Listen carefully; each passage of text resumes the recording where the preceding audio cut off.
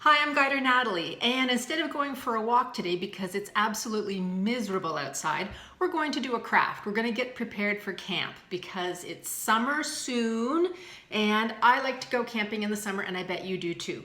And one of the things that we need for camping, absolutely, are fire starters. And so I'm going to teach you how to make homemade fire starters out of things that you have around the house that you don't even know that you have, but you can use your resources wisely and make some homemade fire starters. Come with me and I'll show you how to do it. All you need is wax paper and old bits of candles.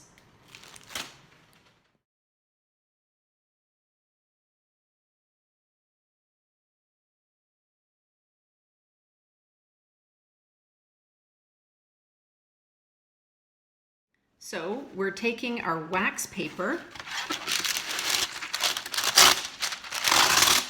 tearing off a sheet, about this big or so, tearing it in two,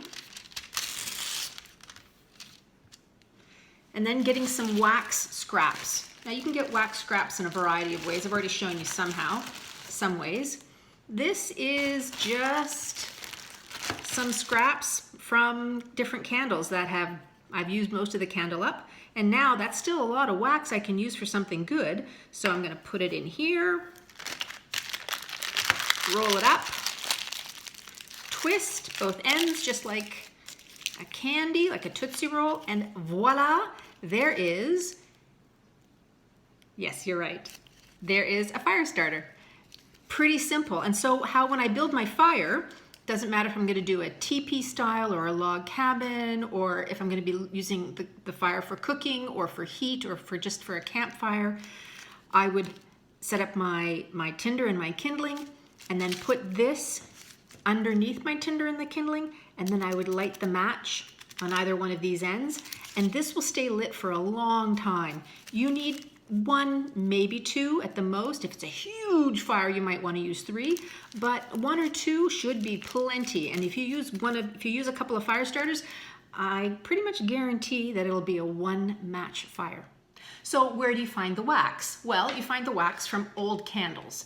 I got these out of a fancy candle like this that was pretty much used up. All I do is fill it with boiling water or really, really hot water, fill it up, set it to the side. Wait until the water cools down. As the water is hot at the beginning, it melts the little bit of wax that's still inside, and the wax rises to the surface because oil and water don't mix. This is a chemical reaction. They don't mix, and so the melted wax rises to the surface. When everything is cool, takes a while, at least an hour or so. When everything is cool, the wax is actually solid, a solid disc floating on top of the water.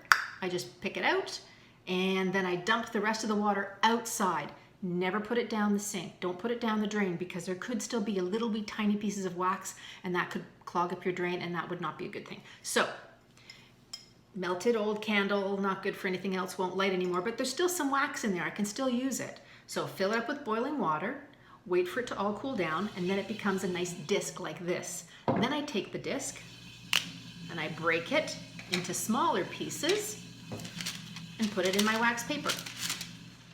So now I have my fire starters done. I'm going to put them in a plastic Ziploc bag or a zip sealing bag, and that's marked fire starters.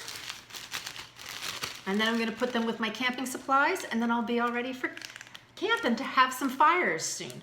Hopefully soon, I don't know when, but that's okay. I'm being prepared. That's part of what a Girl Guide is supposed to do. And this is easy and fun. It doesn't take very long to do, and it uses up all those little bits of wax that otherwise you would throw away. And then, now that you get all the wax out of your nice container, then you can wash the container and reuse it for something else, like paper clips or pens or pencils or markers or whatever. But it's using your resources wisely. I'm Guider Natalie. I'll see you soon.